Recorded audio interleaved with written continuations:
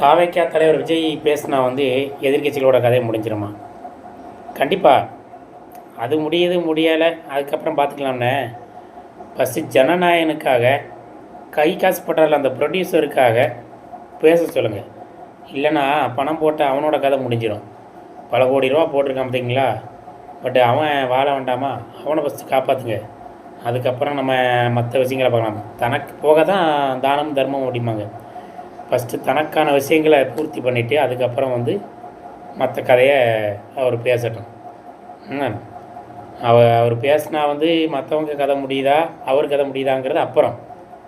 First அவருக்காக இந்த மத்திய அரசையோ இல்லைனா அந்த சென்சார் போர்டையோ எதிர்த்து இது வரைக்கும் ஏதாவது பேசியிருக்காரா? ஏன் அவர் பேச மாட்டாரா? இன்னும் அதுக்கான ஸ்கிரிப்ட் ரெடி பண்ணி கொடுக்கலையா அவருக்கு? ஃபஸ்ட்டு அதை பேச சொல்லுங்கள். சரிங்களா?